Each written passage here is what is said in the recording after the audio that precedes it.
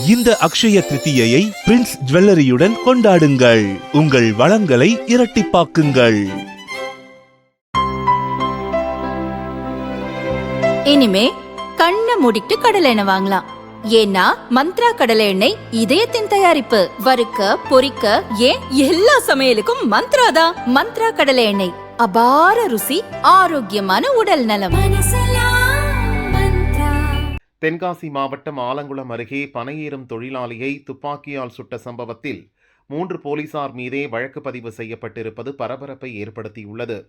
ஆலங்குளம் அடுத்த மருதம்புத்தூரைச் சேர்ந்த பனையேறும் தொழிலாளி மணிகண்டன், வயது 32. நேற்று காலையில் ரோந்து சென்ற ஆலங்குளம் எஸ்ஐ இசக்கிராஜா மணிகண்டன் கள் இறக்குவதை கண்டதாகவும் பனைமரத்தடியில் அது தொடர்பாக விசாரணை நடத்திய போது வாக்குவாதம் வெடித்ததாகவும் தகவல் வெளியானது. அப்போது ஆத்திரமடைந்த மணிகண்டன் எஸ்ஐயை கட்டையால் அடித்துள்ளார். வேறு வழியில்லாமல் தற்காப்புக்காக கைத்துப்பாக்கியை எடுத்து எஸ்ஐ இசக்கிராஜா மொத்தம் 4 ரவுண்ட் சுட்டார். இதில் மணிகண்டனின் 2 கால்களிலும் குண்டு பாய்ந்தது என்று போலீஸ் தரப்பில் கூறியிருந்தனர். காயமடைந்த மணிகண்டனும் எஸ்ஐ இசக்கிராஜாவும் மருத்துவமனையில் சேர்க்கப்பட்டனர். இந்த சம்பவம் பெரும் பரபரப்பை ஏற்படுத்திய நிலையில் திடீர் திருப்பம் ஏற்பட்டுள்ளது.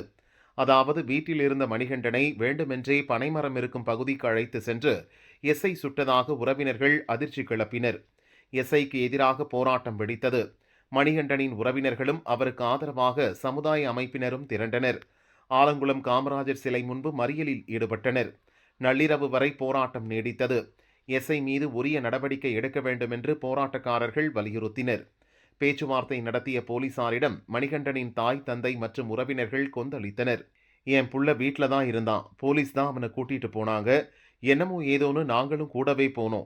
மரத்தில் ஏறி களையத்தை அவிழ்த்து காட்ட சொன்னாங்க. என் பையனும் ஏறி ஒவ்வொரு களையமா காட்டுனா, ஆனால் வேணும்னே அவனை எஸ்ஐ அடிச்சாரு. எங்கள் கண் முன்னாலேயே என் பையனை 2 காலையும் சுட்டாங்க. எங்களால் எப்படி தாங்க முடியும்? இனி எங்கள் பையன் எப்படி உழைச்சி குடும்பத்தை காப்பாற்றுவான்?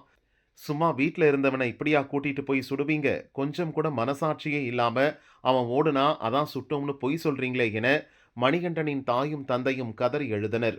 ஒரு சொட்டு கள் கூட போலீஸ் பிடிக்கல. அவங்க கிட்ட எந்த ஆதாரமும் இல்ல. வீட்டில் இருந்தவரை எப்படி அழைத்து சென்று சுடலாம் என போலீசுக்கு எதிராக போராட்டக்காரர்களும் கோஷம் போட்டனர். இதனால் பதற்றமும் பரபரப்பும் ஏற்பட்டது. பின்னர் தவறு செய்தவர்கள் மீது உரிய நடவடிக்கை எடுப்பதாக போலீஸ் உயரதிகாரிகள் உறுதியளித்தனர்.